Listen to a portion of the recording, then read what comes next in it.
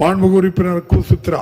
மாண்புமிகு பேரவைத் தலைவர் அவர்களே, புரட்சி தலைவர் புரட்சி தலைவி அம்மா இரு தெய்வங்களும் வணங்கி, வருங்கால முதலமைச்சர் அண்ணன் எடப்பாடியார் அவர்களை வணங்கி, எனது ஏற்காடு சட்டமன்ற தொகுதிக்குட்பட்ட ஏற்காட்டில் காப்பி மிளகு அதிக அளவில் விளைச்சல் வருகிறது.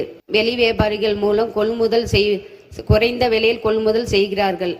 எனவே அரசு நேரடி கொள்முதல் செய்து இளைஞர்களுக்கு வேலை வாய்ப்பு வழங்கிட காப்பி தொழிற்சாலை அமைத்து கொடுத்தே ஆக வேண்டும் என்று கேட்டுக்கொள்கிறேன்.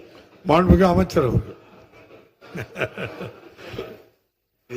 உத்தரவா கேட்காங்க, அன்போடு செய்து கொடுங்க. மாண்புமிகு பேரவைத் தலைவர், சேலம் மாவட்டம் ஏற்காடு தொகுதியில் சுமார் 7000 ஹெக்டேர் பரப்பில் காப்பி பயிரிடப்பட்டு வருகிறது. ஏறத்தாழ 10,400 மெட்ரிக் டன் அளவு காப்பி கொட்டை இப்போது சாகுபடி செய்து உற்பத்தி செய்யப்படுகிறது. சேலம் மாவட்டத்தில் காப்பித்தூள் தயாரிக்கிற 157 குறுந்தொழில் நிறுவனங்களும் ஒரு பெரிய நிறுவனம் இயங்கி வருகிறது. இந்த நிறுவனங்கள் மூலமாக கிட்டத்தட்ட 1500க்கும் மேற்பட்டவர் வேலைவாய்ப்பை பெற்று வருகிறார்கள். இங்கே உற்பத்தி ஆகிற காப்பி கொட்டை உள்ளூர் பயன்பாட்டிற்கும் அந்த சுற்று இருக்கிற மாவட்டங்களுக்குமே போதுமானதாக இல்லை. எனவே ஏற்காட்டில் காப்பித்தூள் தயாரிக்கும் தொழிற்சாலை அமைக்கிற அவசியம் இல்லை என்பதை மாண்புமிகு உறுப்பினருக்கு தங்களின் மூலமாக தெரிவித்துக் கொள்கிறேன்.